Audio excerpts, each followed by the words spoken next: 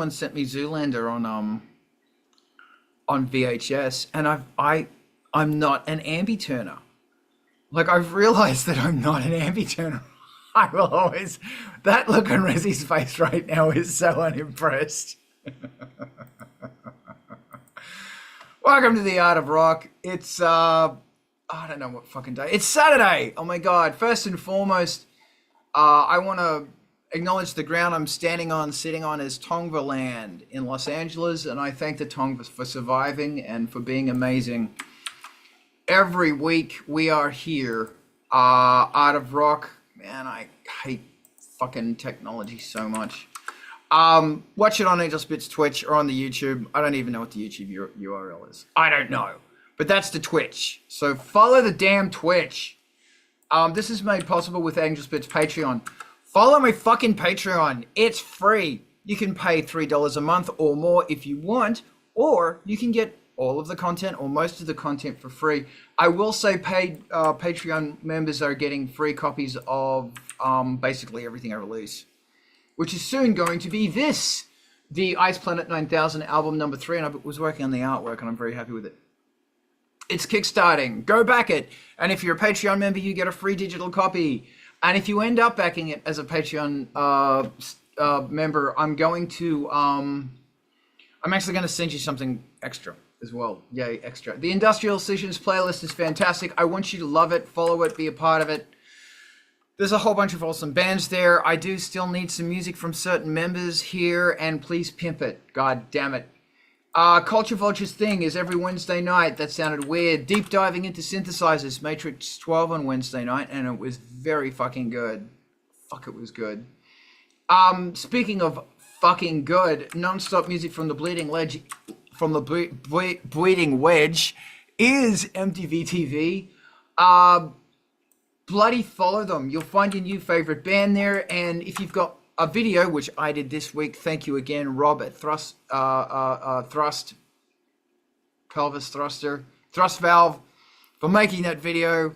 I sent it to them and they're going to play it because they're amazing. Thank you, MTV TV.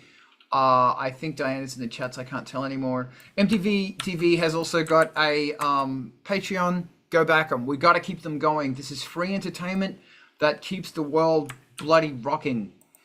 And it's also free promotion, and we need that right now. Razzie, thank you for being my co-host. You're welcome, and it's a pleasure. And or our co-host or the co-host. I shouldn't say mine, because I don't think I deserve ownership of this. I think you deserve a lot of credit, my friend. Well, thank you, but, you know, it takes a village to build a village. Tra-la-la-la-la. This is the Art of Rock. Return on investment on playing live. Aaron, do you want to lead on this? This is a really interesting one. Let's go.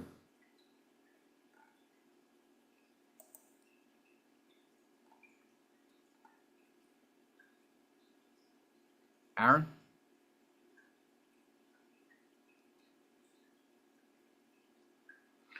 Okay, well, we're going to talk about return on investment, and this is probably going to go into a whole bunch of really weird places because just look at us and know that it will be weird. Weird is good. Aaron, welcome.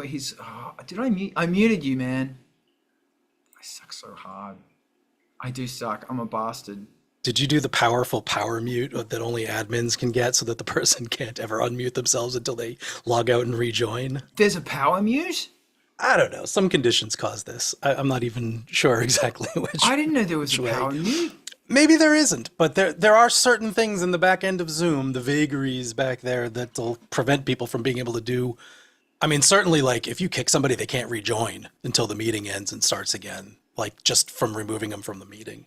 Things like that do happen. Huh. You have to be careful. Yes, you do. Aaron, how's it going? Okay, well, I'll tell you what, we're going to talk about return on investment. The reason I'm bringing this up is that it's really interesting. Like, when you do a gig and you go, this is how many hours it spent, I put into this gig. And then it's going to come back saying, okay, so this is what it's yielded. And you're not just looking at the money. You're looking at how many people have now are really invested in the thing, because it's like outreach. But it gets to a point where you've got to ask, is it worth it? Because it's grim. If you haven't done, if it's not, you have to look at what else you could be doing with your art in the time that it took to spend all this stuff up, and that is making product. And now that we're in this time where the world is requiring a large amount of product, and better quality product is theoretically going to make its way to the top of the pool, it's a question of what's worth it. Grim, welcome. Do you want to talk to me? Yeah, so technology's fucking amazing, and all my mute buttons and everything disappeared, but that's neither here nor there. Yeah, your ROI on the live events, I think it's doing homework in advance, which nobody wants to fucking do. But if I were to design it, I would have your QR code or whatever readily available, super easy to fucking scan. Hell, they even put them on like wristbands anymore. Or you could have a permanent card where they have what's called a dot card. It's a little bit of an investment, but it'll help link, or you can just print it out. I'm getting ahead of myself. QR code. Simple. Have it with you, have it laminated, what have you. But my idea for your return on investment would be, as they scan that QR code, it brings them to your social media, your what have you. And it just has a blanket statement of, for like the uninitiated, it has like your elevator pitch of what your project is. And then if they plug their email in, then they get a discount, So that turns to incentivize more and more people to, want to jump in and be part of, your thing. Or, you could set up your personalized codes on Bandcamp. So if you want to bring some freebies with you and you want to have those, like the community boards, or you got your pull a number thing. If people need goods or services, or if they're selling shit, well, you're technically selling shit. So why not have your Bandcamp stuff for a freebie track or whatever, that you could actually hand to people, or something they could scan. But that's where I think we could start with that.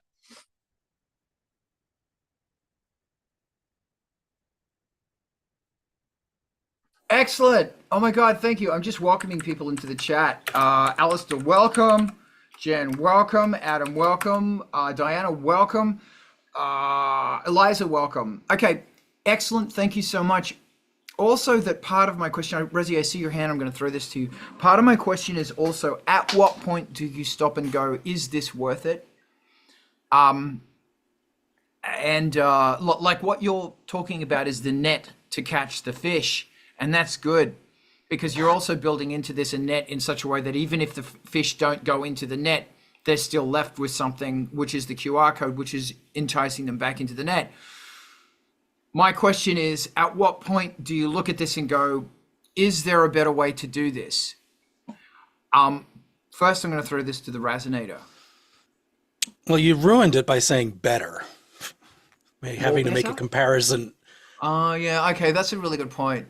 No, not really. I mean, the place I was going in my mind as you're talking about this was, every fucking thing I do is sort of my investment, and the return is, I don't know, the kind of work that I choose to take from clients to get paid for is stuff that improves my studio equipment, which makes it easier to rehearse, which makes it easier to play live, which improves my skills for recording, which is all the same act of building a trajectory in music and the arts. So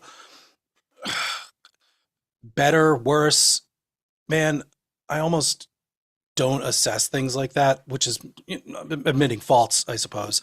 But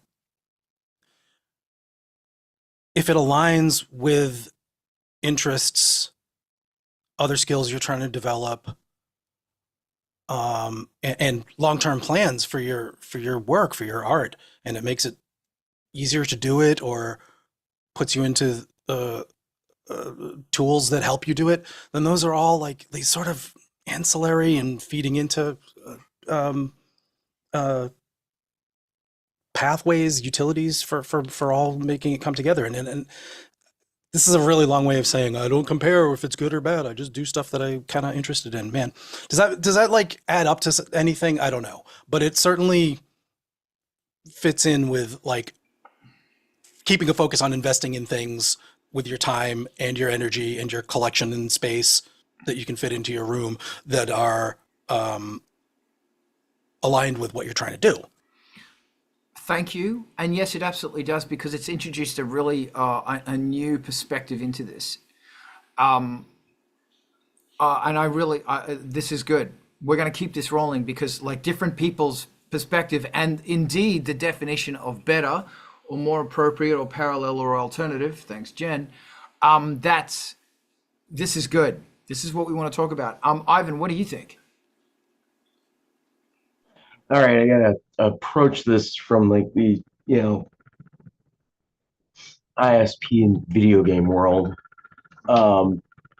We like knew, especially over at Midway, like we knew what the dollar spend per customer acquisition was, at any given time. And like so long as you can keep your dollar spend low and it results in a lot of customers, you're in great shape. I would say when you're getting started, that dollar spend is going to be higher to acquire less customers at a time. Just because people don't know who we are, so you got to spend more. And by spend, I don't just mean money. I mean like effort. Let's do remember that like effort is really kind of what we're measuring in a whole, as the whole. Like it is wholly effort, which can come in a lot of different flavors. But keeping track of knowing what the like effort spend versus what the resultant new listeners, new fans is going to be like. It's actually kind of like it's worth knowing that, because like if that goes negative, you're obviously doing something incorrectly.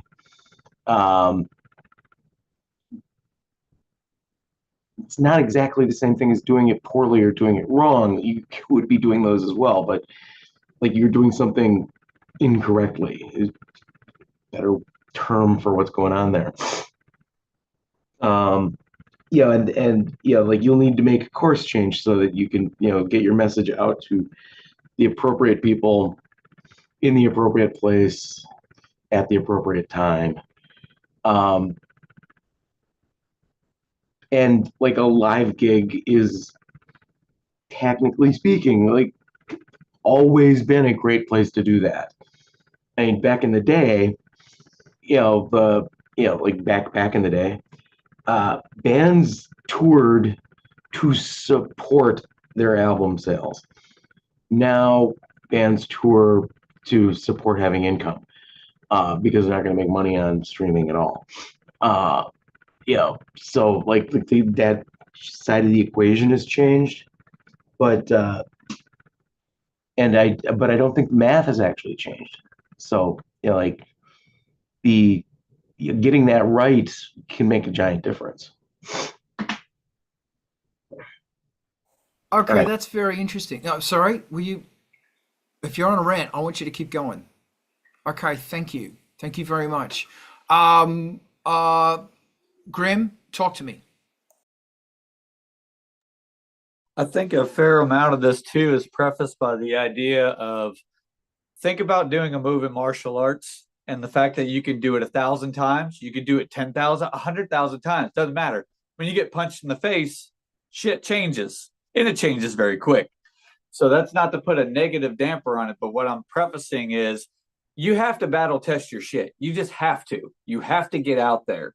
Your return on investment might be more like, like emotional, like a good buzz, good vibe, like, you rocked an event, you brought things with you possibly to pass out, stickers, QR codes, what have you. Or you can learn that, okay, there's more and more of these community events that keep popping up, so I can keep doing that. And you're only going to get sharper as you go. You're only going to learn more as you go, you're gonna know if you should have, oh fuck, I should have brought lights, or I should have brought a fold up merch table, or whatever's clever.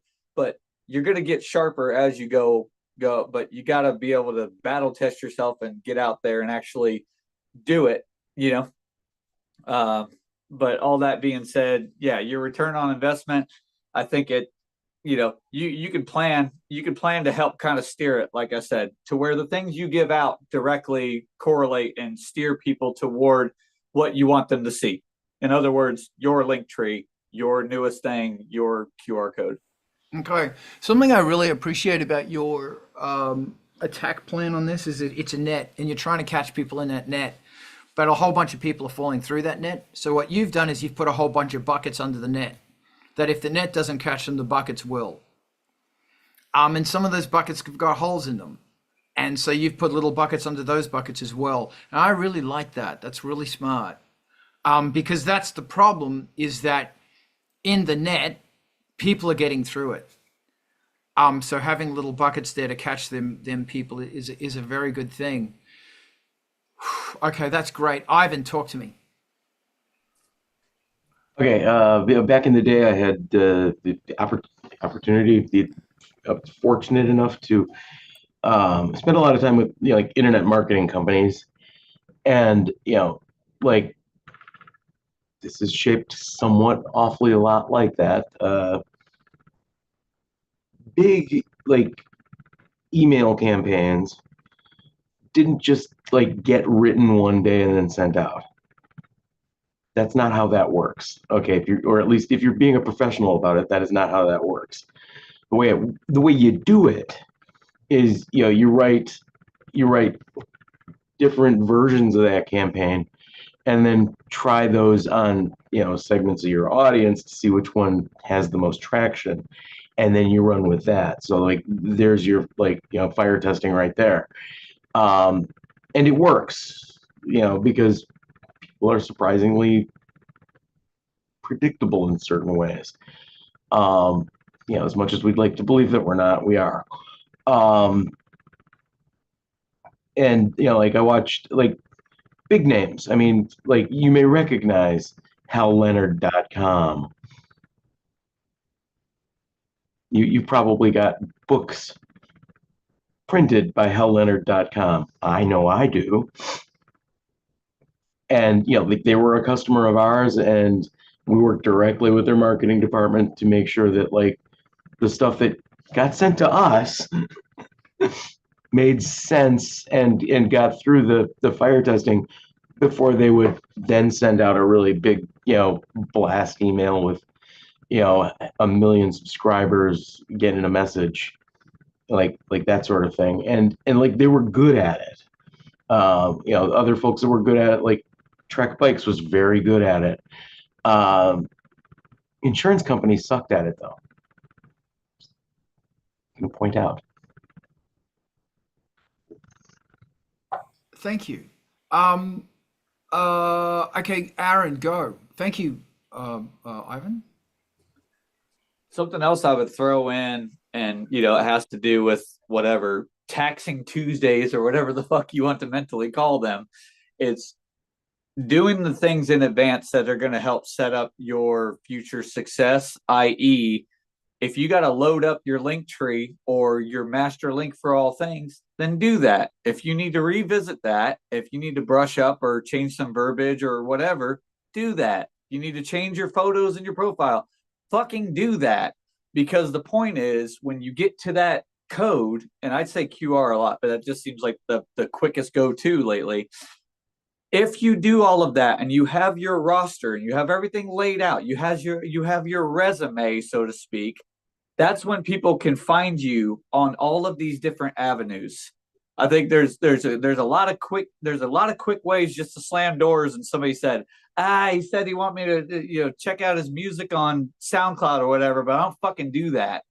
So if you have a SoundCloud and a Spotify and if you have like 2 to 3 options, more people might be amenable to seek those out, or they've just got their drink of choice, so to speak, But it's all that being said, list all the shit that you have, so that way there's your variety of options. Whatever space that you occupy digitally, they have to know it, you know, because otherwise they may not discover you, they may not find you. But if you've got it all laid out, you know, they can pick and choose, if that makes sense. And it does. Thank you. Razi, what are your thoughts on this? I guess I'm trying to define the terms that we're talking about a little more broadly so that I can get my head around it. And we're talking about like return and investment as the two sort of cause and effect things. And you know, maybe it's a little naive, but I've been just going through this antithesis of money being the actual goal, but it's sort of a measure of the goal kind of thing, which doesn't really change the discussion. But the investment part, the more that aligns with automatically being its own return, the more things that you can focus on. You know, we're talking a lot about how to capture people and how to do the manipulative things of marketing, which there's a science and a craft to it. And, you know, I've certainly been an internet person making websites and stuff since the 90s. I'm aware of all the phases it's gone through on, you know, how to, well, it used to be search engine optimization and stuff like that. But, you know, tricking people and getting them where they work and being every place people are. But the real work that we're doing is making stuff. The real work that we're supposed to be doing is creating things. And if I can broaden it, like I said I was trying to do, reducing suffering to the extent that entertainment can do that, and increasing joy to the extent that sad songs can do that for people. But, you know, with those goals in mind, I don't know how you measure return, man. It's not necessarily getting paid, but maybe it's, you know, making those connections. And, you know, I think I missed some chat about how to perform as a leader, as a musician, or how to guide a community, or how to even participate in that. But I think that's world events included in creativity and art, and where I've been at as far as the efforts that I put into marketing this past year really lands on somehow aligning the effort side of it with the returns in community and connections. And I think that whatever effort you're putting into live, which is sort of where we started this conversation, making a couple of connections per show that you do, that doesn't look like a good return, but maybe it's the best to start out with. Maybe it's something that's actually worthwhile, and maybe you can multiply it a little bit using some of the techniques specifically that Grim and Ivan are talking about. Okay, thank you so much. Grim, I'm going on a rant. I'm just warning you. So what I want to do is I want to bring it back to the original question, and that is the return on investment. And we could define that as growth, the growth of your brand. Because there are so many metrics available in this world and everything else. You need to be tracking those things. This is a part of the joyous admin that, you know, if you're serious about, if you're serious about your music, you've got to be tracking this shit. Fun facts. And I've stated this before, but every person you meet after a gig and you shake their hand and you look them in the eye and you have a conversation with them, they will be your fan for life. And most likely they will back in some way, shape, or form everything you do, or a lot of what you do. They'll always be there. Whether that's changing or not, I don't know. So what I want to bring this back to is that if you are like what is the quantifiable thing to say that your brand is growing? I put out a post 2 years ago and I got 2 likes. I put out a post now and I get 200 likes. That's growth. Or 20 likes or whatever. So how are you, you know, how are you, and the question I'm asking is that at what point do you try something different, and then what is that different thing? So it's not just about having the net and the buckets to catch whatever falls through the net. That is incredibly important, but it's not what I'm talking about. Because if those people aren't going back, there's a problem. And there's either a problem with the audience that you're reaching towards or something else. That you're pushing into the wrong market. And it's so hard for me to verbalize here. This is a hard thing for hold on, Aaron, I see your hand, but can I just throw it to the resonator for a sec? Oh yeah. Yeah, this is, I mean, to make a 180 from the hippie shit that I was going into before, the real practical nuts and bolts of split testing and A/B comparisons for your marketing stuff, that's just the thing that I'm saying other people can be good at. I've tried it. I understand enough to know that it is complicated and it's difficult, but setting up from the outset when you're deciding how to apply your $100 a month in ad spend or your 50 hours a week in personal time, actually, what Ivan was saying, designing your campaigns in advance so that you have some idea of what you're testing, what your variables are that you're changing, and then really, really carefully observing the results of those variables. And if it's changing which kind of your tunes that you're sharing as the soundtrack to an ad, or if it's changing the demographic split that these two ads that are identical are going to, except for the people that they're reaching, if it's changing the background color of your photo art that you're including with the campaign, if it's doing it on two separate media with similar audiences, these things get more and more abstract and harder to actually know which variable is the dependent and functional one that making the difference. It gets harder and more confusing. But if you can isolate these changes that you're doing and make your very carefully planned campaigns in advance, executed at a time with a budget, and look at the numbers and results as you change one variable or two variables and look at the groups. There's tools that take care of that. Unfortunately, Meta and other multinational, you know what I'm talking about. There's companies that make these tools that have the information because their business is snooping on people and understanding what their habits are and being able to understand how they behave. Leveraging those tools and leaning on them is what everybody does. And then you get these numbers that you're talking about, and you can know, I changed this variable. This was the one that worked. I put this much more effort into this part of my campaigning. This is what worked. And you can focus on those and you can go and iterate and build.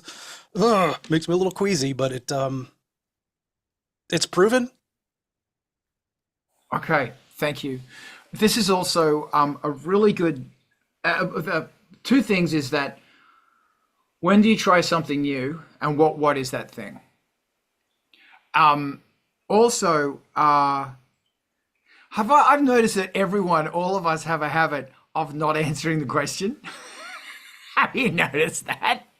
And that's fine. That's what we do. This is a really great thing if you've got an AI or you have access to a good AI where you can ask the AI about your band. Because if your band exists on the internet, and you say, what am I doing wrong? How? And you just fucking keep asking the goddamn AI, it's going to tell you. Because it is plugged into all of the fucking stats, everything that exists, unless it's behind a paywall, I believe. Anyway, that's a side thing that I don't want to get into too much. Aaron, go. Yeah, so I think at its core, the question is, when do you decide to change and what do you change? Essentially. And then what do you do? Okay. I think as taxing as it is, it could be adopting the next social media thing that you never previously entertained. That's what I personally did. So if we're looking for a what did you do, that was it. For the longest time, it was Facebook, Twitter. That's all I ever thought I was ever going to need to ever promote my shit on the internet, you know? And the internet's a fickle bitch. So more and more, I was like, okay, well, SoundCloud. So maybe if people exclusively just want to listen to grim music, that was a change I made. That was a definitive step. as we've gotten more and more progressive than DistroKid. DistroKid's fucking amazing in that it'll pimp it out to 40 things. So you're kind of hitting everything with birdshot, you're just hitting it with, a widespread. Those are the changes that I slowly started to make. And previously, where I could give two shits about TikTok up to the better part of 4 or 5 years ago, eventually I was just like, well, why can't Grimm be on TikTok? Just to add a little more variety other than, just disposable shit. And I think that's yielded quite a bit of results when I start looking, at metrics and actually start looking at the hard numbers and where everybody's coming from, because it's just one thing that's helping to steer them toward another. And I've got my link tree in my TikTok. So, you can't pick and choose how people are going to find you. That's the fickle part of all of this. But if anything's to be encouraged, it's just that it's the amount of flares that you pop. Like, I might have said this before, but if you're lost in the woods or you're lost out at sea, who gives a fuck how many flares you shoot up in the air? You'd be glad to have at least 5 to 8 flares, though, right? Instead of just going, I'm going to put my faith in this one flare. Pop, please find me. Please find my art. Please see what I'm doing. But all of a sudden, if they see 5 to 8 flares, they're like, okay, what the fuck is that? And to put it more succinctly, all of your flares are all of your different social media things. And it doesn't have to be pouring your entire life into everything. And it doesn't have to be every single social media thing every single hour of the day. It's just, you know what? I haven't posted on what the fuck ever in 2 weeks. Let me go see what's going on over there, or just use them to echo the post that you've already previously did. Copy, paste, copy, paste. Let other people decide whether or not if your notifications are too much or if they need to dial it down. Thank you. Thank you very much. Ivan. Okay, so we want to know, what to change and when to change it. The first question we got to ask is, what are we watching and what are we, how are we looking at it? I mean, as far as like audience engagement and statistics go, like, what do we know about what's going on?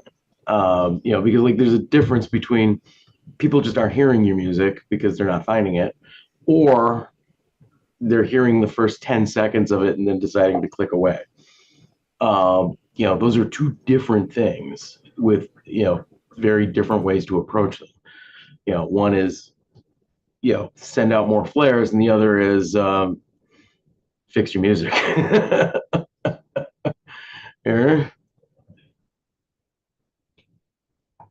So, like the first big question is exactly shaped like that. I mean, like, what is it you're seeing, and or more importantly, what is it you're expecting and not seeing? If the better you can answer that question, the better you can find a solution. Because like there's certain times when like just shotgunning to get a solution isn't going to work that well, and this would be one of those times. Because if you're just assuming that people aren't hearing your music, you're not getting a lot of listener engagement because people aren't finding you, when the problem is like you've just written a whole bunch of very sucky songs. Let's be honest on this, we do that on occasion. Or more importantly, the songs that you've got are ending up being presented to the wrong ears. Bingo. Yeah. And like you need to know what's going on with what on that, so that you can approach the problem correctly. Okay, thank you so much. Carl Rant coming through. That is so important. Does my music suck? Come on. Does my music suck, or does my marketing suck?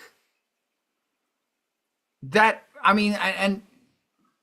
And that's what's really hard these days, is because everybody has increasingly got this voice in their head going, oh, you suck, it's all shit. Look, no one's listening to you because you suck.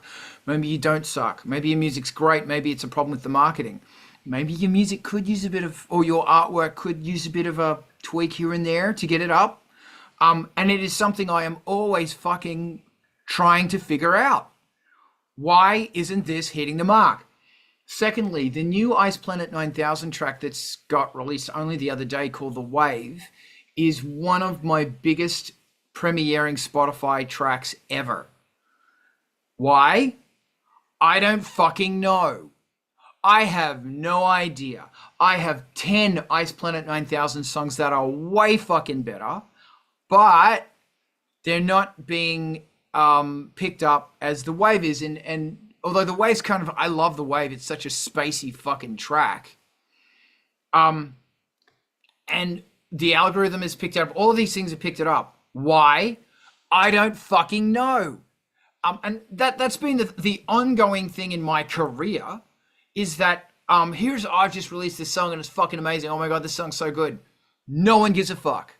And I can look at that song and I can go, lyrics, music, production, everything about it, bam, hits the mark. No one gives a fuck. Then I release something else and it's like, I don't know, it's kind of weird or whatever, and it goes wild. And I'm not blowing my trumpet here. Everybody's got a story about this. And that makes marketing really hard, because it's like, gee, I don't know, when I toss the coin on this one, how's it going to land? And I'm going to base a whole marketing thing behind that? Fuck. It's like Closer by 9 Inch Nails. The song wasn't supposed to, they threw it out there to go, oh, whatever, and it went nuts. And a million other examples. I don't want to talk about 9 Inch Nails. Okay, so,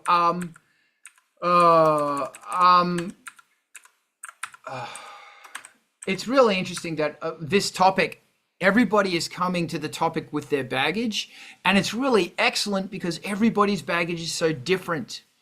And there's a whole bunch of questions that, if you watch this or you listen back to it, listen to what people are saying behind what they're saying. There's a lot going on here. This is really important. And the important thing to take away from this is that your self-doubt in your music and your marketing and all that shit, you're not fucking alone. That's what's important. And you'll notice no one knows what the fuck they're doing. They're just trying all this shit. They're throwing stuff at the wall.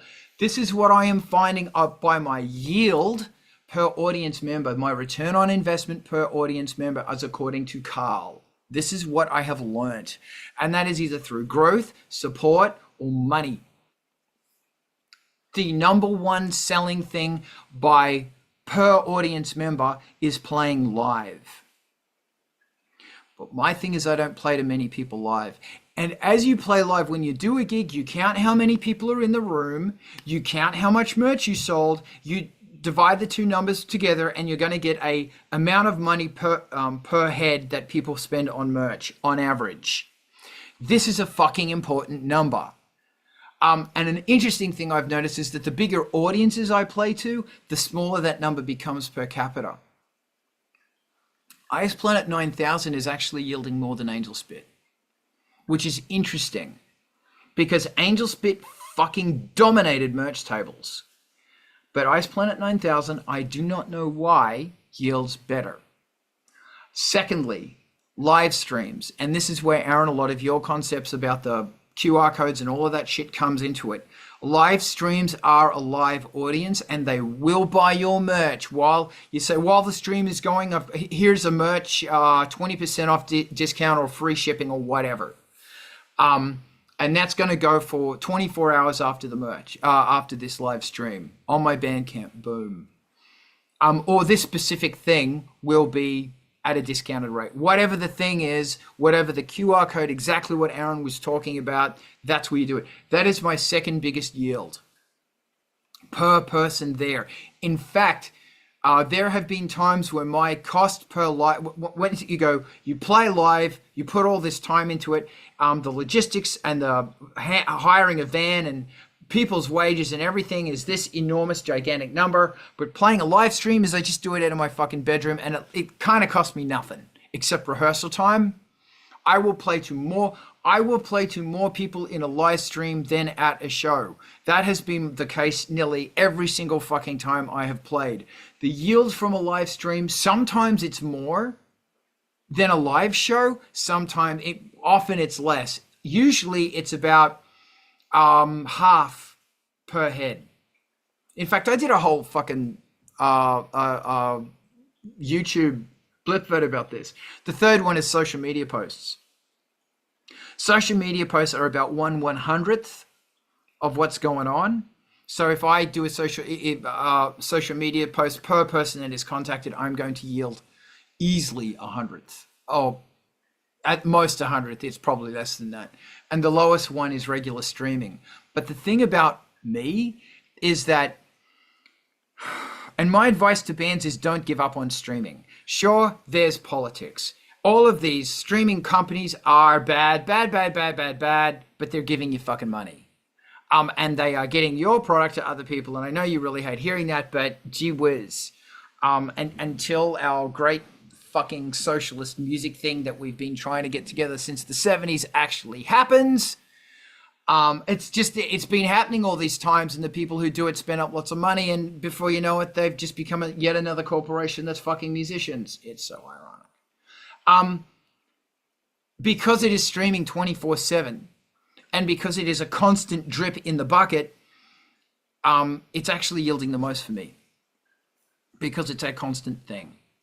And because of the algorithms and everything else and the sharing and everything else in line, it is actually the most profitable, best return on investment I have, which is streaming, which is basically, I don't do anything at all and it just does it itself. I mean, yeah, I do push a track every time it comes out. I push it on Spotify, YouTube, Apple Music, Pandora, and Tidal. Big rant there. Don't want to fucking get into it anymore. So as far as my thing is, when if I'm going to try something new, what would that thing be? I don't know. And as much as the concept of going to a horror convention is really interesting to me, I think my problem, is that my hang up, my baggage is that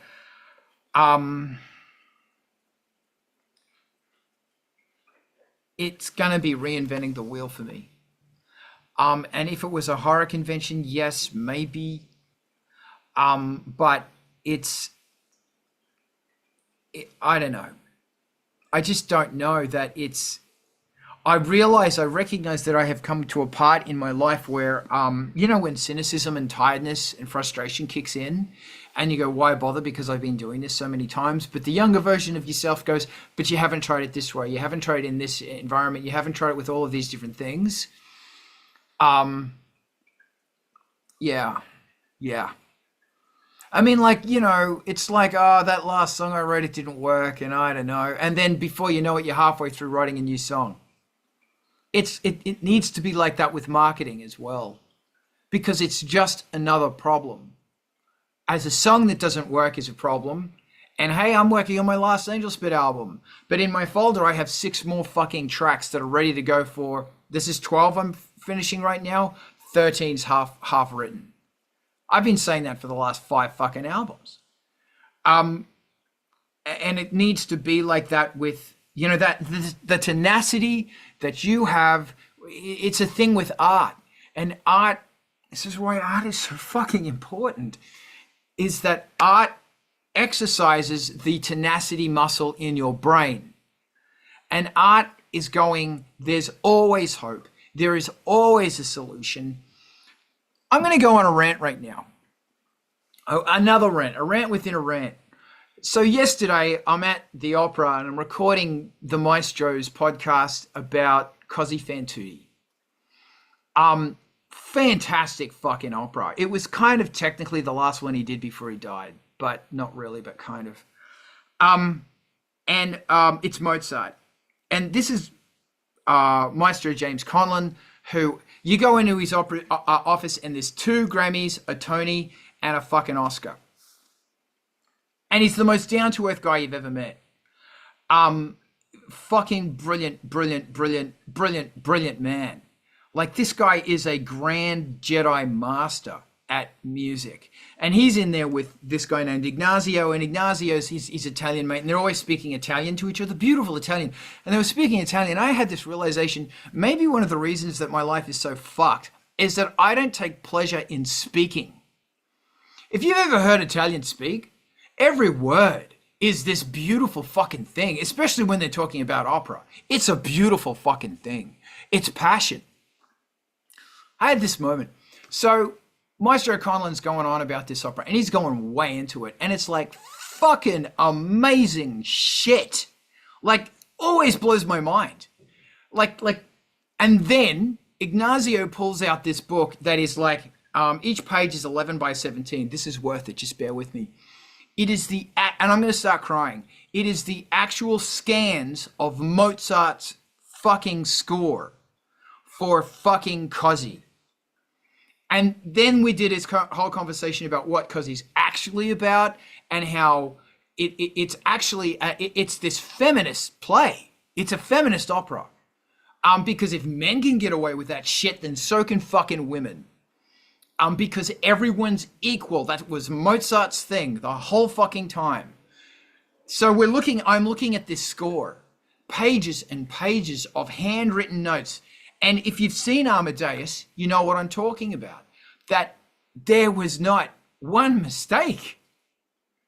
It was written, it was dictated. And it's like, I was looking at this score, and it's one of those moments of, it's like, what the fuck am I doing with my life? That this piece of art, pages, and like, it was this fucking thick, and that was Act 1. Then there was Act 2, which was another volume this fucking thick. The only mistakes on there was when the ink from his pen splurted out on the paper. That was it. And this was the first fucking draft. It was divinity. Like, hey man, I don't believe in God, but what the fuck is this? Hey, I can come up with a melody in my head and I can write it down. A lot of people can, but for a 96-piece orchestra, no, you fucking can't. And to be able to manipulate, twist, and make the human heart and spirit sing like this? What the fuck? Like, and I've always wanted to get one of these scores and stick it in front of a neuroscientist and say, explain to me in the language of science, what is going on here? What the fuck is going on here? Like this is beyond genius. This is divinity. This guy was channeling something. I want to channel that too. I want to fucking channel that shit. I want a piece of that goddamn pie. And cue conversation about magic and hallucinogens. And although he was into Freemasonry, but that happened later. And also, Depore, the guy that wrote Così, De Ponte, was core to the French Revolution, and he was also dealing arms to the American resistance who were standing up against the English. So this guy was making money from opera, like making a lot of fucking money, and he was spending it on guns and cannons and ammunition and smuggling it to the American independence fighters. Thank you, Mozart. So I don't even remember what the fuck I was talking about. Graham, go. Oh, you successfully completed the rant within the rant. I mean, I think a lot of it comes out in like what you were saying, Carl. It's literally like you have to get to a point where the projects that you are obsessing over, they overflow to a point where you're like, I have to get this out there. And if you ever wonder, what the fuck am I doing? It should be, I am Stratocasting the thing that I am absolutely obsessed with. And hopefully somewhere people are going to be along for the ride. But it's all you know, as painful as it is to think about how you have to promote all this shit and possible, you know, dollars and this, that, I think it circles back in a way to your return on investment. My return on investment oftentimes is an emotional return on investment. Just to see the way that people actually light up when I'm shooting shit and talking about my show and I'm talking about characters, or, you know, if people want to get involved or collaborate, then fuck yeah. You know, it may not always be, you know, a bottom line money thing, you know, or what have you. Again, a lot of my return on investment is just joy, or literally, you know, whether it be working on an episode for my show or working on Wicked Stories or just shit posting, like literally just doing memes and quick stuff to kind of put the word out there, you know, and also promote Grimm. It's, I don't know, it's that grin that you get when you're just sitting there posting it, just being like, this is going to be really fucking good. You know, that to me is a huge return on investment. Just personally, when I send it out, you know, and it's just like, either I think this is absolutely wicked and the world needs to hear this, or this is fucking hysterical and equal sentiment. People need to hear about it. I think that's a big return on investment as well. Thank you. Adam actually agreed with you. And I do too. It is an important, your mental health is a really important return on investment. It's very, very, very important. And that's the funny, oh, yes, yes, yes. But here at the core of your spirit and what it's doing to your mind, the positivity of your mind, and the positivity of you standing with somebody else at your table, infecting them with positivity and infecting them with tenacity and infecting with hope and re-sparking, kindling the wonder in their brain that society is beating the shit out of us to get out of it. You're fucking doing that. And that is one hell of a return on investment. For you to finish a set and go, I fucking did it. I played it in front of 5 people and they fucking liked it. Or they loved it or whatever, but I did it. Yeah, these things are higher. I absolutely agree. It is more important on your spiritual quest, because when you die, you will be on your bed going, man, I'm really fucking glad I did that shit, as opposed to, how could I have reached more people on social media? You won't be thinking that when you're dead, or when you're transitioning, or when you're fucking on your deathbed. You won't give a fuck. You will say, I built a goddamn, I built a pyramid. I did something with this ridiculous fucking charade that we're in called life. Thank you again. Ivan? Yeah, no, I think the big stressor these days is we're being asked to do everything. You know, like, you know, trying to make music here. Oh, well, you need to be a, you know, marketing expert as well. Oh, you need to be really good at, you know, doing internet stuff as well. Oh, you need to be good at fill in the blank because, you know, like, you know, that's what you get. It's super cool that we now live in a world where, like, you know, like pretty much anybody can take a swing at this and find out from the audience rather quickly if you suck or not. Yeah, I like that part, but having to do like all of the fiddly heavy lifting along the way kind of sucks. You know, like we have all of sorts of services that we can use to make that easier, but like, yeah, we don't have a like a could really use a like a music, like a really good, like actually good, like an old school good, like music marketing service that we can, you know, subscribe to, or like a A&R service that we could subscribe to, you know, to get like that, like kind of day in, day out crap just handled for us.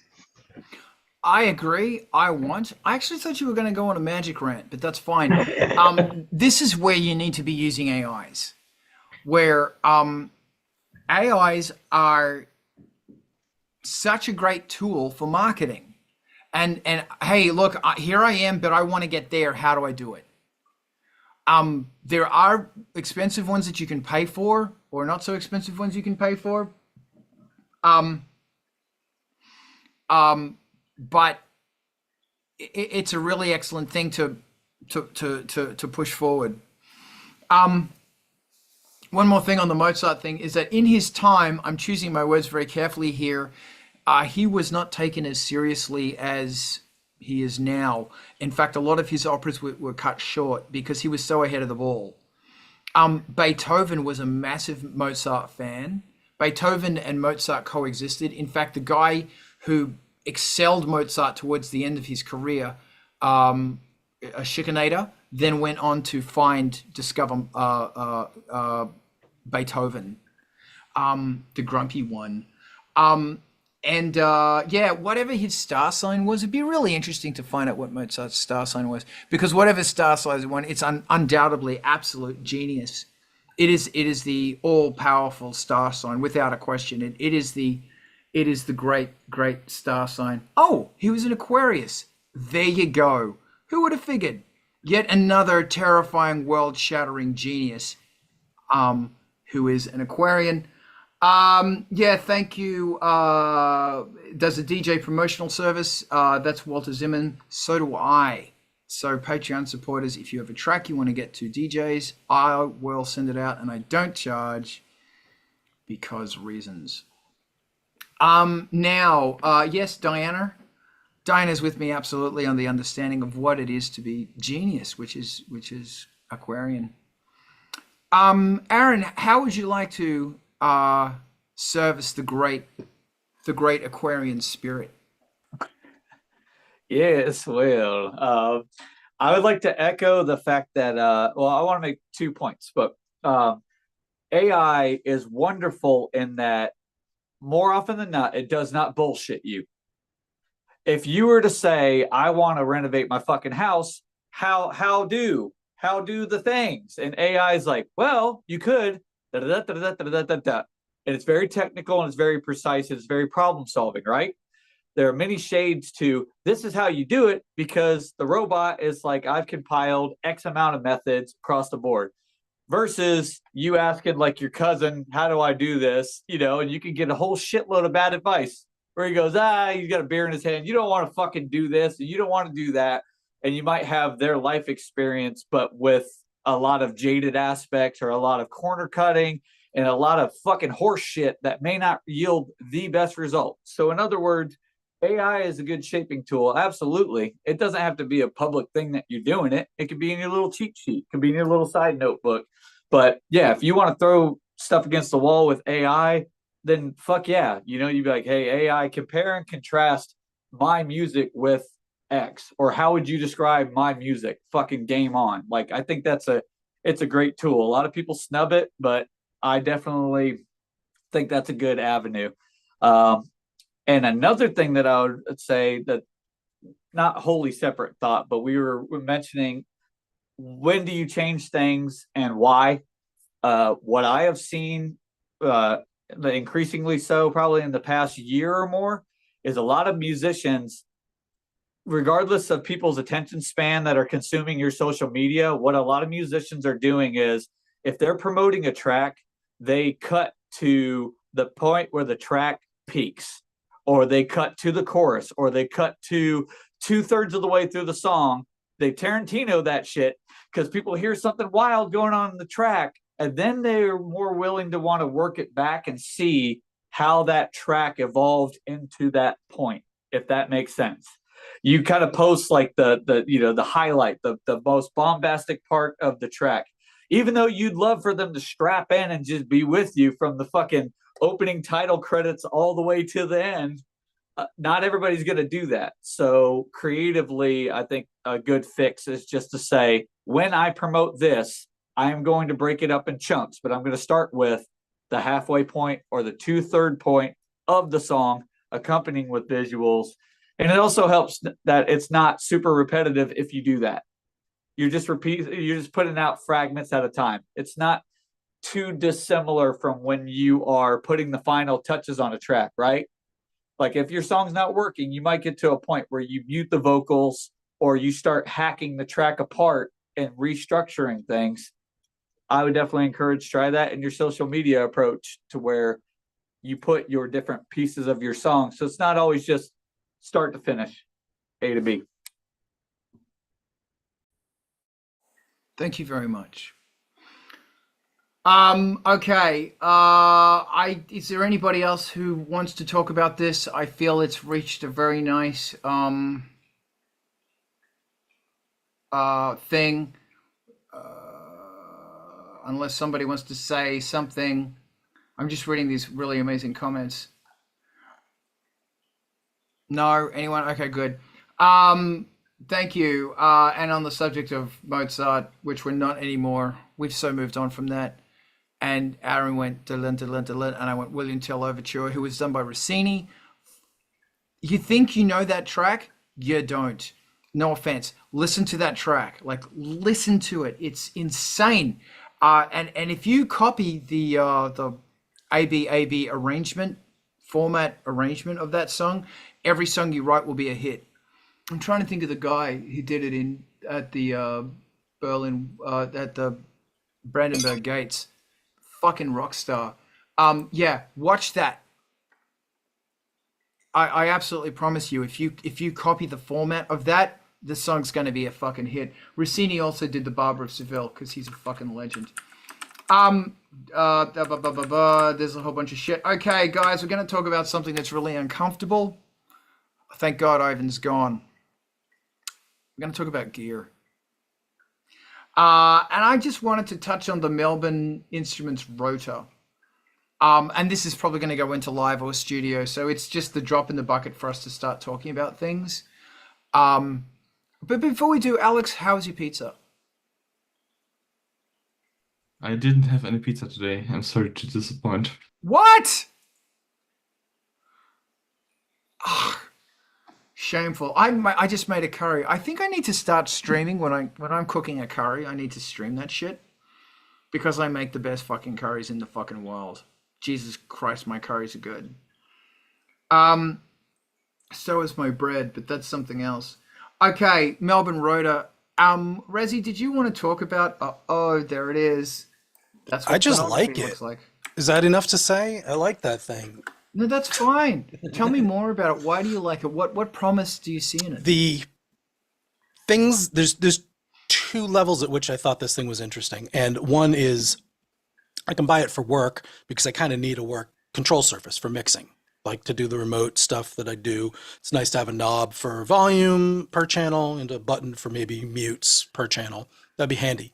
I don't have one. I'm using the screen, which it's an iPad now, so at least I can have multiple fingers on a fader and turn one person up while I'm turning the other person down. But you can't reach for a knob on a flat screen and hit it with your hand without looking. This solves that. So there's that one level. And the second one is in the studio having transport controls that light up. So when you want to reach for the play button, you go ka-chunk, and that's always the play button, and it goes ka-chunk, and it's not like really tightly close to the other buttons. You know, like when you look at the remote on an old Studer or something, there's a big lip around the record button so you can't accidentally hit it. That's the kind of thing that you miss with just the screen. I'm going to move my pointer. Okay, now I'm recording. There's a satisfaction and a convenience, and this thing has chunky buttons that you feel when you hit, and they have little lights behind them and a little label over it. And that's something I've been looking for in a transport control for hit and play, hit and stop, hitting cycles to turn on your loop, hitting in and out for your record and in and out points. I don't know if this is that solution. And when I mentally did like, oh, this is what I'd pay for it, this was like 30% more expensive than what I came up with. But I don't know, maybe I'll get one anyway. And the trick is I kind of need it for work in addition to music work. So like it splits. The neat feature, buttons cool, the light up cool, MIDI control cool, little LCDs to tell you what the thing does cool. But the rotaries are drone motor style things. So they will, the basic selling point is when you call up a MIDI patch, all the rotaries have physical pointers on them and they snap to the value of the thing you're doing. Dream, love that. So if you call up a synth that has 0 resonance and 100% envelope response, and then you go to one that has the opposite, the pointers all switch automatically. Since they are force feedback delivering motors behind those things, they can also simulate clicks. So you can decide that you want this knob to feel like it has 10 clicks. So it makes these artificial pretend detents in the travel. And that gets to why I just think this thing is neat. I mean, it's like solid construction and fake force feedback detents, man, kind of cool. So I've been a little obsessed with that idea since they came out with the synthesizers that had these controls on them a couple of years ago now. And it's kind of a winner. This is a really neat device. It's not totally unique. And man, we're going back to like 1948 to have rotary things for your volumes instead of linear faders. But hey, kind of cool, kind of cool. I might have to get one, but I don't know yet. So we'll see. I bet you, Alex, I see your hand. Hold on, give me a sec. I bet you that they are going to update the firmware so it can act as a drum machine or a 909 style sequencer / drum machine. I fucking just for the bet buttons you. that have lights and, you know, Oh to chase. yeah, and then you hold down something and click one of those buttons, and that's your kick drum. Then that's your snare. Yeah. I mean, and you those could things are velocity. You could definitely control a device that does that. If like it has a motion record mode, I think they call it, so that you can do automation moves and stuff like that. So it's kind of primed for similar things. But yeah. Because there's stuff that on this you can remap her beat step, but there are things about this that are very fucking chunky indeed. Alex, what do you think? And yeah, what do you think, Alex? As someone who always misses the tactile aspect with software, I'm really curious about it. And I've heard really good things about the synthesizers and that they don't break immediately because of the motorized pods. So yeah, I'm really curious how well it works. The video that they put out shows a bunch of people not using it really. You know, like it's just kind of the soaring gimbal phone shots of people in dark studios kind of sitting in front of the thing jamming out. But the reviews, since this thing isn't brand new, I guess, like the pre-release versions went out to reviewers or something. I lost track of exactly what's going on with that. But it seems super functional. Like it proves itself out with some of the like automatically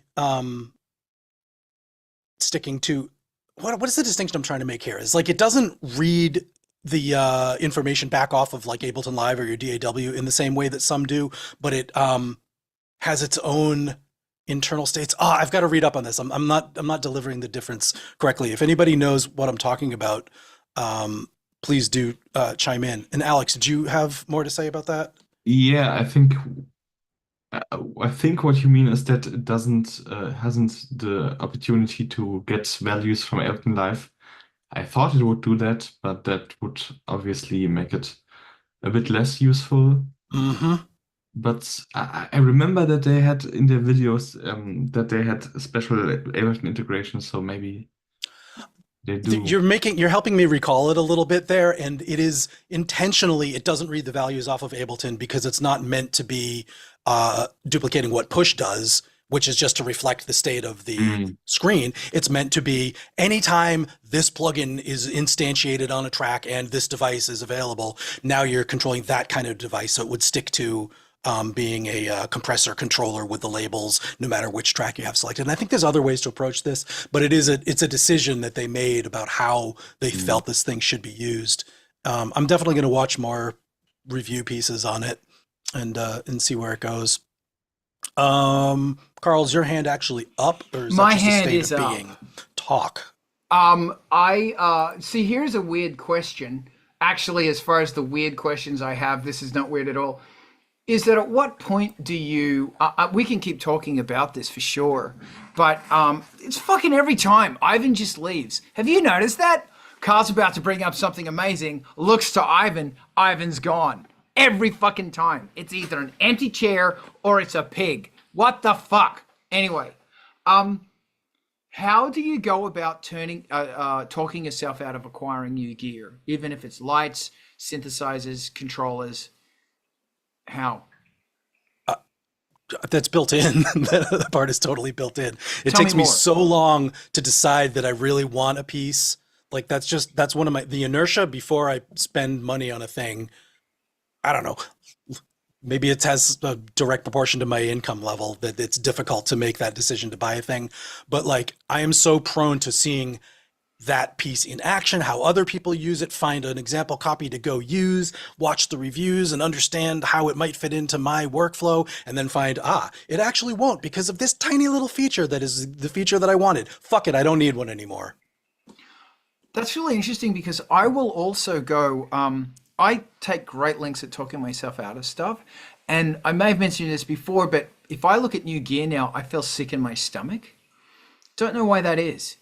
Maybe it's because I'm under the realization is that I have to get rid of this shit. I got to do something with it. And if I don't deal with it, somebody else has to. I feel a little of that melancholy when I see these things in showrooms. Like, yeah, I can't walk into music shops. But I'll always go, do I have something that can already, like, do I really fucking need this? Like, do I really fucking need this? Do I have something else that can do this? Have I tried this in the past? And ultimately, it's a return on investment thing. How often am I going to use this? Considering the amount of time that I actually make music, which is nowhere near as much as I wish it was. And could that money be spent on something better, i.e. rent? Yeah, I go to great lengths talking myself out. One thing I've always wanted, believe it or not, is a keyboard foot pedal. Always wanted one, like a really good one, but they're big, they're heavy, they're bulky. I had the Kenneth, whatever the fuck it is, the little key step thing. Key step 12. But it was difficult because the buttons were so small. But there's only shit you could do. Like you could roll on it and it would send a controller for that. It had aftertouch on it. Like you had aftertouch on your fucking feet. And there was all of this MIDI implementation that was so fucking good. But the controller itself was, if they had one of those big step fucking things like the Taurus or the Studio Logic's got a really good pedal board, but it's and they're not standard size. They're different sizes, like they're different lengths. The actual difference between the pedals, I wish they'd fucking unify that shit. If they had one, or Moog had one, or anyone had one that was touch sensitive, it had aftertouch, and it could do what the 12-step could do. Bam, money on. Otherwise, it's like, because you can really use that shit. That's all I got. So yeah, excuse me, I apologize. I spend so much time talking myself out of new gear, and right now, what I'm trying to do is just fucking get rid of it, please. One of the other tricks is, I'm totally parroting Reverb's marketing call to action line is you buy it used and resell it at not much of a loss. I mean, it's not a bad way to churn things. And at this point, I have bought a few motorized control surfaces that I thought might do the trick for me and sold them on or returned them outright. So, I mean, that's part of the deal is if you don't have a local vendor that'll let you just try the stuff and take it home, which there are some good pro audio places that'll work with you on that front. And if you're spending money with them because it's your line of work, they'll give you the stuff to try out in your studio. And that's a useful way. But most of the retailers have a return policy, including the big ones that have free returns and stuff. And knowing that you're going to be trying it and looking at the return policy or buying it used and knowing that you're going to sell it on, I'm at the point where, yeah, some of the things that I bought with buttons and or motorized faders just didn't do the thing that I kind of hoped they would, and they weren't any fun to use, and I got rid of them within a month. Having the freedom to do that, and it's like, yeah, this cost me $30 to use for a month. Yeah, this cost me a total of $100 to use for a couple months, that kind of thing. It's not as bad a thing as it's a $1,000 unit that you now have to keep forever. You'll retain some value in this thing, and especially if you get it on discount or buy it used. Yeah, for sure. For sure. Very interesting, man. Gear acquisition. Ivan, I thought you'd be shooting your mouth off by now. Letting the team down, I Ivan. haven't bought gear in ages, Good boy. but I do have to admit, the Gristleizer Eurorack modules. Do you want to put that in the chat so we can have It a look is at in the that? chat already. I can't. Oh, look. Yeah. I'm going to share this with the world. It's always nice to talk a whole bunch of fucking gear bullshit. Gristleizer. How's your cat, Ivan? Apparently loud. Very loud.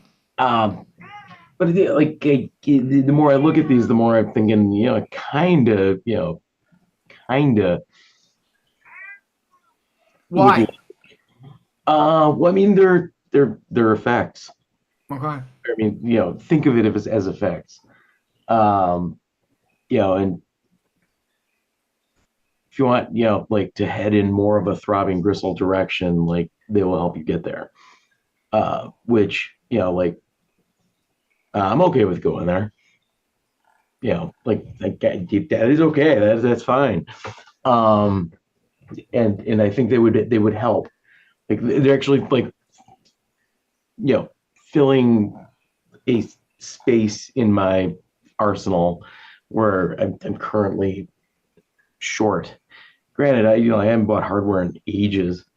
And I do know that if I do increase, the number of Eurorack components in my racks, the first thing I need to do is spend some quality time down in the wood shop building a new Eurorack case. Which is, I don't know if I have time for that right now. I feel you. I've got a whole bunch of Eurorack thingies, frames. So there's two things I want. I'm always on the lookout for a phaser, a really fucking good, like a Moog bow phaser, like fucking phaser. And it's incredible that they never deliver. Like the best phaser I have, and it's one of the best phasers you can get, is the stone, the bad stone. Small stone? Bad stone. Yeah, small stone. I have one of those. They cost like $20-$50 on Craigslist, and they are so good. Like they've got that getting Very sucked groovy. Oh my god, like getting sucked into a whirlpool sound, like that big fucking 1976 phaser. Everything else is so fucking tame. So I'm always looking. There's actually a brand who we don't mention who's got a clone of a biphase. Because I can't. But it's really interesting that the reviews on that are saying it sounds like cardboard. It sounds like grey, as so much of that stuff does. But that's another conversation. Yeah, phasers just don't fucking do it anymore, and I think it's because I don't know why. The other thing I really need is a dope, nasty chorus / delay. And there's noise engineering. I've got a whole bunch of stuff that are related to the bat. I'm not even saying it. Versio fucking whatever. But they've got a couple of different like deep, dark, fuck with your head like a black hole delays and shit. Very eloquent today. Art of eloquence here. Yeah, beautiful. But it's once again, it's like, am I going to use the degree of massive fuckage that you're paying for? But this is the other thing with so much gear. It's like, well, you can do something, you can buy something that's going to do this much and it will cost this much. But then you can get something that does this much, but you only use this much of it. So this much you're not utilizing, so therefore you didn't pay for it.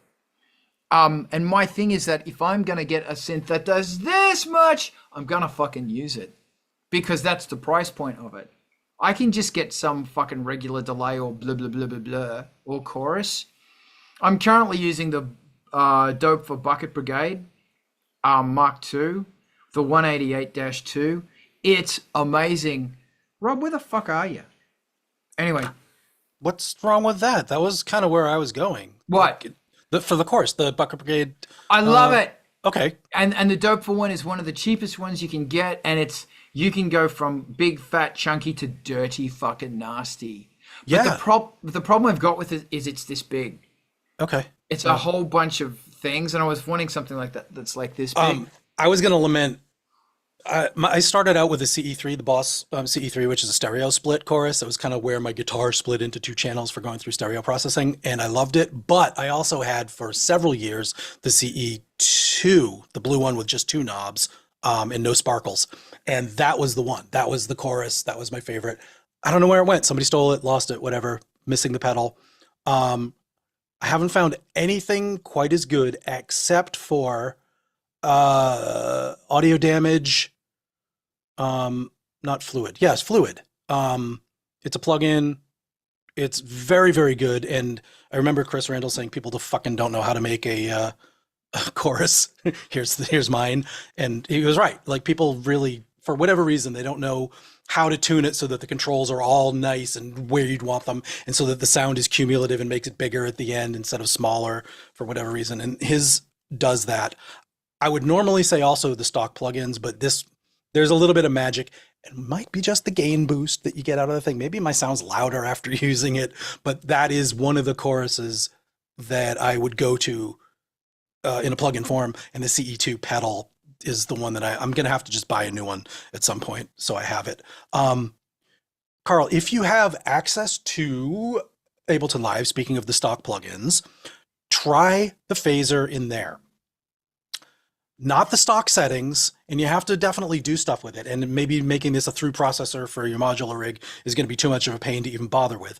But it has number of poles that you're doing for the filtering, so you can do like more of a small stone or more of a Mutron biphase kind of thing. You can do 1 pole, 3 poles, 4 poles, and really get the resonant peaks separated where you want them, which most complicated phasers will do. But this one happens to hit pretty damn well. You can either do it so it's doing like a sine wave sweep or a rotate phase kind of effect. So you can get that turns your head inside out, Ichiku Park kind of where's my brain kind of effect. Another one I'm using, I need hardware stuff because it's Gotcha, going to be yeah. live. Fair. Another one I'm using is the dope for 125, the A125. It's right there. It's fucking great. It's not as good as the Badstone, but there's things about it. The thing that gets me about pedals is you have to always bring the volumes down. Then you got to bring the volumes back up. And the good thing about a phaser is if there's a little extra noise in there, it adds to it. As far as delays go, my go-to delay, I've got a Korg SDD1000, and it's a really beautiful old delay / flanger. And it's really interesting how old gear is unruly, and that's what you love about it. And you know, they'll have resonant peaks in that thing that distort, and you just put that shit down there because it's what you want. It's really interesting that as soon as people start, you know, cloning or building or rebuilding, they go, oh, we're going to fix that up and we're going to get rid of that, and before you know it, it sounds like cardboard. Alex, what do you think about pizza? Maybe I should get a pizza afterwards. Get a pizza! Okay. Yeah, maybe. Well, if I were in your situation, I would probably try the Eventide's H9 thingies because they're small. They accept line level, I think. And they have come down in price since they brought out the better, newer thing. But you have to watch out. Not everyone has all the algorithms, but yeah, I think at least the algorithms I tried, I think they sound really great. But it's digital. And I thank you. They also do have a Eurorack version as well. Eventide, yeah, they put out a Eurorack. Yeah, but that's just a delay, not a phaser. Thank you very Well, much. Which you could use as a phaser, of course, but it's not a dedicated phaser. I think the Moog one has got the Eventide It might be the H9 or something in it. Fucking hell, it's good. Rezi, thank you, Alex. Rezi, talk to me. I was gonna go on about the Korg SC1000, but I'm not even positive that's the one that I Go on about it. had. I have to do a little bit more memory searching to remember which one I had, because this one Don't doesn't bore me have with facts. I don't want facts. This show is not about facts. This is entertainment. Was Star Wars real? Did Star Wars happen? No. The two things that I was trying to remember are, does this one have the voltage control for delay time? And it doesn't. And also, this one, I think, one of the Korgs is where I got the yellow sustain pedal. There's like a foot switch that's like a bright yellow color, and I still have that, but I don't have the delay, so I can't remember which one it was, which makes this kind of useless. It's interesting that that's one of them does it. I know the Roland stuff that came out at a similar time. I actually saw an ad for the SD1000 in Keyboard Magazine in the 80s when I had a keyboard magazine, and it was the most beautiful thing I'd ever seen in my life, and that's why I have it, because I suck that much. Plus the typography on it is great. It's good typography. Thank you, Korg. It's got a whole bunch of trigger inputs where you can freeze and do all sorts of bits of like sample shit. I've never used the fucking sampler on it, and I've always gone, oh yeah, I'm going to use the sampler on it, but I don't. But I should, because it's the sort of thing where you can have a sequence going and you can throw a random record thing at it and then you play it back. Yeah, and with a trigger so that you can actually store a sample in its memory buffer and trigger it with a either control voltage or sound threshold. Yeah. And if you've got an analog sequence going where you're sending, maybe it's 8 long, and every 11 you send a sample, and then you play it back, so the whole thing starts shifting and moving. That's really fucking interesting. And I said 811 because it's Fibonacci. Thank you very much, Maths, and making me look smart when I'm actually not. Maths, making you look smart. What else was we saying? Does anybody else want to jump in at this point, or is something that you pull out of the ground? Wow, everyone's now just looking at gear and thinking about pizza. I'm thinking about pizza now. I used to always say, my life is a fucking shithole. Going on a rant. It's a hole. It's a fucking hole. And what I need to do is I need to cover that hole in tomato paste, and then olive oil and a lot of herbs.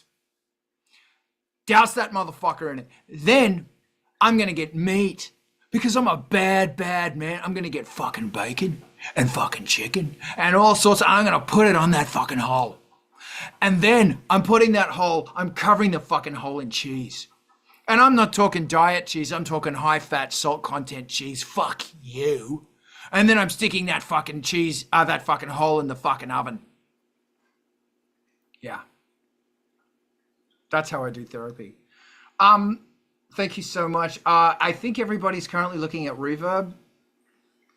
So Alex's thing the other night, unless Rezi just wanted to say something. If you missed it, Vulture Culture did a great thing on the Matrix 12 and asking, is it the greatest fucking polysynth ever made? Somebody wants to do me a favor. Can you get the link for the raffle that they're doing? Because people should know about this raffle. It's going towards a really good cause.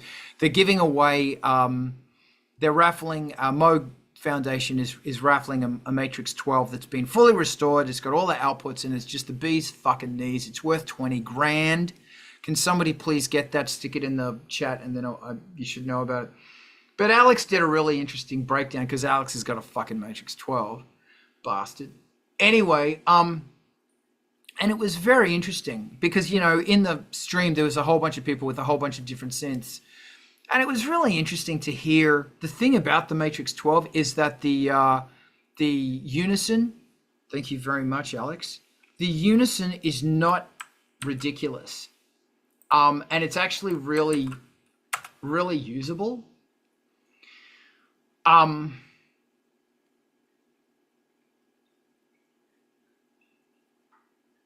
Thank you very much. Yeah, it's really usable. It's a really usable like unison, because like the Moog unison is like, okay, that's kind of fucking ridiculous, and the sequential unison was just crazy.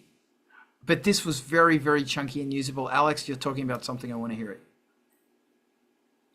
It's not the greatest because the envelopes are so slow. But Huh. other than that, it's a really great synthesizer, and one of the few vintage synthesizers I've been actually in a room with. Good stuff. Good stuff. Is the expander in Matrix 12 like the kind of same thing? I believe so. Yes, Okay.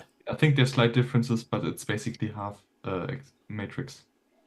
I've played And with the it's- expander, but never the Matrix. That's And it's also, it's great watching these things because you go, well, with what I've got, how can I create this? Or how can I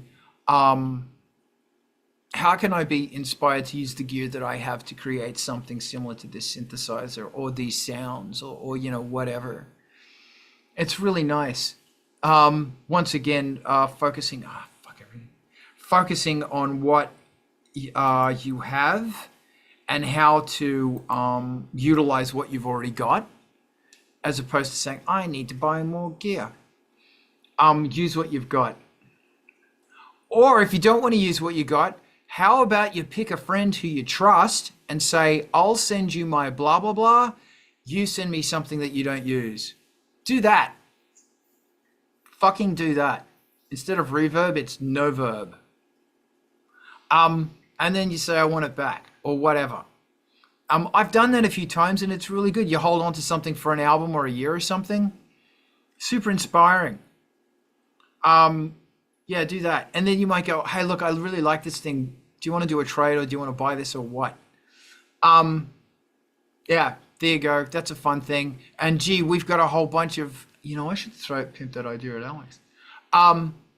We've got a whole bunch of people here who've got gear lying around and then maybe they want to swap stuff. Maybe they want to like do a cross loansies.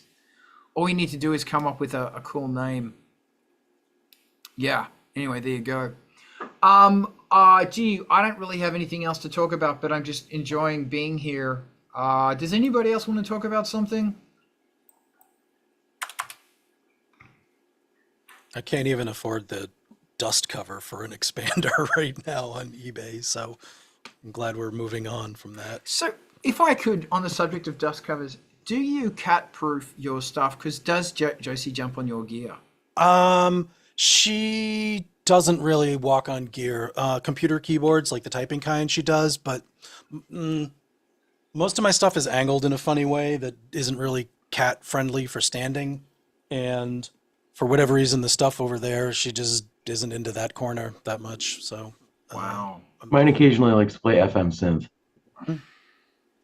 Yeah, As in pick a couple of close notes, like a minor second apart, and stand on them and get the beat frequencies going. Or, the Op6 is her favorite. I mean, literally, she's smart about programming. Oh, good for her. I mean, like, that makes her Eno smart. But they're tabbies, man. Frank the Rambunctious. Shout out to Melody, by the way, who recently fell in love with Hal, whom I'm calling Hal 9000, who is a tabby Maine Coon. So that's Melody from Melody. Oh, God damn it. Used to be Queen of the Static Opera, but they've changed their name. I suck. God, I'm going to get in trouble now. I believe she's going by Zenith. Thank you, Melody Zenith. Now has Hal, and Hal's now a 6-month-old kitten. Thank you, Melody Zenith. Thank you, DJ Diana. So yeah, she's got Hal, and Hal's like a rock star. For Frank, I have to put cardboard down because you'll notice everything's covered. That's partly because LA is dusty and we need to cover everything. But I put a piece of cardboard on top of the synth, and then I put a sheet on top of it. And the cardboard is so that when he stands on it, which he always fucking does, it distributes the weight. And the sheet is so stuff doesn't get through. Because he's got like bits of all sorts of stuff in his fluffy little paws. And that shit gets into the synths, and that's not good. And he's got this incredible ability when he jumps on stuff to hit buttons that do something, and I have no fucking idea what they are. Yeah. So every single piece of gear now is covered in at least one large piece of cardboard. And it doesn't matter if it's on a fucking angle or not. He'll walk on it. He's such a bastard. And the fucking Voyager, it's up. He gets in there behind it all the time. And he's got a certain meow, which is the, look at me, look at what I'm doing right now. Yeah. And all the cat owners are going, yeah. And it's like, Jesus, Frank. I'm always like, do I just ignore you? Or do I, because he knows it's going to get attention and he knows he's going to get attention eventually. Like, how do I thwart a cat? Please tell me. The one that I can't really get a behavior rapport going is this space right here between my screens and the typing keyboard. I have seen the tail there often. Yeah, she just goes there. So right now I've got a candle, some Blistex, a couple of blocks of wood, pencil, and I just make enough of a mess there that it's really not, it's like she'll navigate it and then be like, yeah, fuck this, I can't sit down. So she'll move on. It's the only way, because once she's in there, it's like that's her rolling around and putting her head on the function key row of my keyboard and lying on the entire keyboard. And the only way out of it is I just pull the keyboard back off the desk and start doing my work out here because that's her spot. So it has to be preemptive. Like it has to be like, oh, there's too much clutter for her to bother getting up in it. Okay, next question. How do you deal with hair in the studio? I have a couple of Vacuum things. Yeah, like the staticky attractor dust tools. One of them is more of a round, fluffy part that fits on the front surface. One of them is more like a, I don't know, individual fibers that can go into things that have smaller openings and crevices. So yeah, that's great. Yeah, I often go through my keyboard, my typing keyboard. Just run a guitar pick along the. It's incredible how much fucking hair comes out. Yes, every time. And I have when I say Frank's name in a certain way, it means don't you fucking dare. And he's got a reply which is I don't care. Also, I got his chip number, and I found out they said he's 6, and I claimed him into my name after much fucking around, which was actually free, and they were trying to charge me for it. Yeah, he's now in my name, and his previous owner didn't. When he went missing, he wasn't registered as missing. So something may have happened to that owner. I feel really bad. So I put a note in there saying, look, I'd like to contact him and let them know that, he's loved. And they said, for privacy, we can't do that. But if they ever reach out to us, we'll let them know that he's taken care of and has taken over your apartment completely. And the vet said, yeah, he's 6 months old. And it's like, he's 18 months. So that when I got him, he was about 6 months. It's like, he's a fucking giant. Part panther. Sorry you didn't get to meet him, Jen. Oh, he's absolutely subtle. My God. We can keep talking about cats or we can talk about synthesizers. This is now the Saturday morning chat with pizza, if you're in Germany. No. Okay, we got to fucking talk about something or we're right into MTV TV. Yeah. I have a thing, but I don't want to talk about it, so. Oh, well, thanks for letting us know. What? Now you have to. We could talk about it afterwards if you want. Yeah, no, it's. I feel like I'm not in the position to give it the words it deserves. So that's okay. As in, you don't want to shoot your mouth off because that's what we do here. We just fucking run at it. Or we could talk about it afterwards if you'd like. No, it's okay. Yeah, basically it boils down to what do you do if you had a vision for something and then you lost it? Oh shit. And I think it's opening a can of worms that's better. No, let's start. Could we? Because that's really relevant, man. And this is. We all have this, like when you lose the enthusiasm or you lose the idea or you have that moment of, oh my God, I know what I got to do. My thoughts is if you can't write it down, then use a dictaphone. I've got so many notes where it's like me with asterisks next to it saying, this is the greatest idea ever. Use a dictaphone. Because what you really need to do is not just notate the idea, but to notate the excitement of the idea. That if you can remind your brain how it felt as opposed to what it is, that's going to go towards it. Because modern living is sucking enthusiasm, tenacity, imagination. It's sucking it out of it. Fear and panic and worry and all of this shit is going. So you have to get back to that point. Oh, Aaron, thank you, baby. You rock. Thank you so much. Really appreciate what you said today. Razzie, do you want to? Yeah, if you've truly lost something that you had, if it's gone and the problem is that you're struggling and fighting to get it back, this is the time to practice self-compassion and let it go. This is the time to trust that that was another step in being better at coming up with ideas. This is a trust that there are a million riffs, there are a million song ideas, there are a million lyrics, and that you will cross paths with one of them and pluck it out of the ether, as it were, again, and get that feeling back. And it's a true, like there's a moment to have a little funeral for an idea that's gone. That moment that you had, that inspiration, and like, but you have to let it go. You have to be able to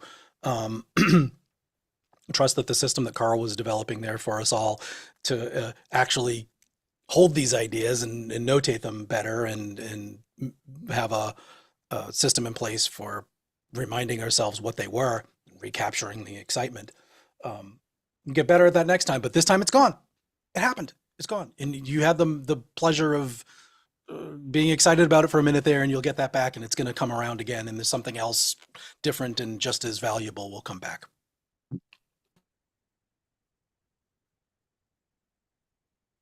I'm grateful. Yeah, I found the emojis, by the way. This is such an interesting idea, Alex. And then another idea on top of that is how do you find the ideas? Like, how do you, because I always come up with these fucking ideas, and it's like, then I talk myself out of them. Or somebody, this is my favorite form of self-sabotage, is that I'm bitching to someone. This idea, I can't do it. No, and they go, here's a bunch of really simple solutions. And I go, I'm aware that I do that. And I apologize to everybody, Jen. Well, every single person I've done that to. I'm sorry. I do listen though. But yeah, Alex, help me. I'm ranting. Yeah, basically the problem is I have like these fragments of songs that I've been working on. I like my fragments, but if I try to continue on, it just isn't the same. It's like I'm a different person, even though it's just a half a year apart, and I'm not particularly inspired to come up with something new, so I'm a bit in limbo, and yeah, that's basically it. How do you turn off your brain? Can't. Okay. I think it's a really important ability as a musician, artist, whatever, to be able to turn your brain off. Because you know how Mozart was plugged into that fucking heavenly thing? Like, yeah, sure, it was his brain. How do you plug into that part of your brain? And that was the purpose of my Mozart rant, is that I want what that motherfucker has. I want to be able to dictate from the universe. The universe that is inside me, that is my fucking blah, blah, blah, blah, blah brain parts. How? This is good. Rezi, talk to me. I mean, well, back to Beethoven, had support from his family and teachers and influences of his peers and stuff, and was in a world that existed, and he played the folk music of the times and excelled and worked his fucking ass off. So aside from being tapped into something ineffable, he trusted the system. He had a lot of ideas. He was immersed in a culture. He pulled the influences in and trusted that he's going to make a note of them. And when they're not exciting anymore, he moved on to the next one and wrote something out of it and probably got re-inspired. And I really think that there's no trick better than that, if there is even a trick to be talked about, is that when things aren't that super fun, this goes back to return on investment that we were talking about right off the top. Is like, you know, if you're not getting the return out of it, consider it the investment is spent. You know, that was it. You go on and you'll have more. Thank you. I will also issue a warning to you, Alex, and to everyone, and that is you've got to figure this out. Because if you don't, the older you get, the more this is going to become like a concrete thing in your brain. People think that the older you get, the more you figure shit out. I don't know if that's true. I have found that the older you get, healing becomes slower, and that's also neurological healing. That's broken heart. That's abandonment. That is betrayal. That is all of these things. That is why old people hold grudges. That you have to work on keeping your neurological plasticity. Is that correct? Oh yeah, Jen, Jen says I learned to breathe really slowly, learned to breathe really fast. Meditation, and I think that yeah, sure, dude. Rewriting your stuff from 25 years ago, totally. You need to. This is where martial arts comes into it, because music is a martial art. A lot of martial art training is about neurological plasticity. Is it about meditation and finding a way to keep your mind thinking in a fresh manner? Because your brain calcifies literally as you get older. And it is with thought and with open-mindedness that you can keep it plastis. Or there's a better word, but I don't care. Because that part of my brain is now calcified because I'm such a bastard. It's so important to try and figure this shit out. To go, well, I'm going to try and write music like Lynch. Now I'm going to do this thing like this. I'm going to try that, like to open your mind. So Tai Chi helps. Thank you very much. In energy, says Jen. Oh no, that was Atom Bomb who said, if it's any consolation, I'm still writing music I wrote 25 years ago. That would have made you 3, Adam, because you're only 28, aren't you? You're welcome. Okay, so yeah, I don't know, and I'm not singling you out. Like, everybody feels the same way here, because aging, we're all doing it, and yeah. So there's a part in your mind where you go, fuck it. And you've got to engage that part of your mind where you go, fuck it. And a lot of enlightenment is about fuck it. It doesn't matter. And you have to find that place. And you have to allow yourself the time to sit down and say, this idea... Because basically what you're saying is that there's a wall, and I'm really talking to myself right now, by the way, dude. There's a wall there, and I can't get through that wall, and I can't get through that wall because there's a wall, but in actual fact, there's no wall. And it is through the anger or compassion or the change of my perception that I see there's no wall there. And that's what will allow me to explore what's on the other side of that wall. And I'm talking musically. Here's a thing that goes dump, dump, da-dum, da-dum, dump. A bad choice, but whatever. Whatever that little melody is, and I don't know what the fuck to do with it. Like, okay, I had this track, an Ice Planet track. And I didn't know what to do with it, but it was such a good melody. It was a really fucking good melody. And it was in my head, and it was so good, but it sounded poxy. It sounded like lame and shitty, and I fucking hate it. And so it's like, okay, well, mathematics kicks in. It says, well, if I keep the melody, but I change the chords, and I start using chord of law grandeur, going to see the elf/horror movie chords, and I figured out a chord movement that I've loved my whole life. Remind me, Flash Gordon. Let me come back to Flash Gordon.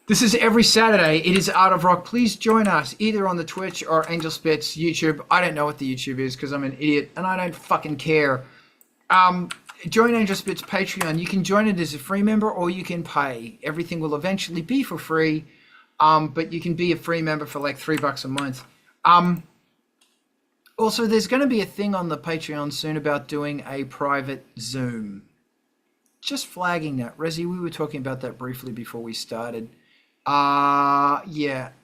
Anyway, also the Nebula Suite is kickstarting now. See you, Jen. Have fun in the snow. It's kickstarting now.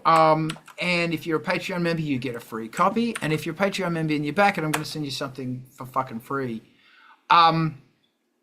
Industrial Incisions playlist is amazing. Please go there and like it. Remember, Wednesday night there is something amazing happening on Culture Vulture's YouTube. He's always breaking down synths, and it's bloody awesome. And if you want non-stop music, actually, before we do that, Rezi, fucking thank you, man. Always a pleasure. Thank you. Go support Rezi. Listen to Rezi's stuff. Fuck yeah. We are going to flang on over to MTV TV. Diana, get that raid ready. What did I just push? Try that again. Oh, Adam, thank you. Rocky Horror. Adam, can you put that in the chat and I'll let everybody know that the Retro Rompers is happening on Adam's Twitch, if I've got that right. We are about to raid to MTV TV. Remember, if you've got a track, send it to MTV TV and they will play your video. Any minute now, we're going to go here. Yep, it's on my Twitch. So hold on. I know how to do this. I don't know how to do this because I'm an idiot. Anyway, it's on. Oh, thank you. Thank you, Diana. This is Adam Bomb's Twitch, by the way.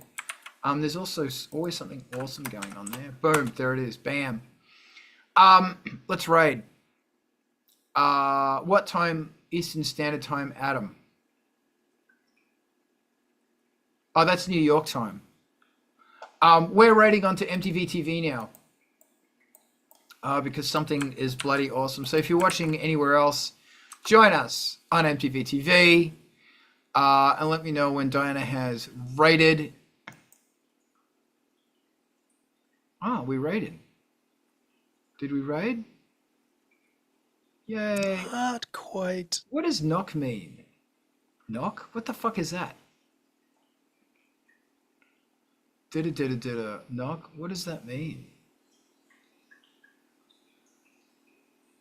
Is raiding with a party of 7? Yeah, it is. It's so complex. It's not. It's really simple. I'm bad at technology. I'm really bad at technology. I just don't understand technology. Technology was invented by John Technology, apparently. I think we've raided. By my reckoning, the chat rated, but the video streaming did not. So that's interesting. That's interesting. Yeah. From where I am, everything else rated, but everything else did not. Mine did raid. It did raid? It raided. It raided. It raided. It raided. It raided. It raided. I literally still have the video streaming from Zoom to Twitch. I'm going to try one more time. This is so embarrassing. What? Angelspit user rated. We'll do it. One reader is going. I think that's just me. I think it rated. All right, we're out of here. Bye. See you next week. But we're going to stand back here and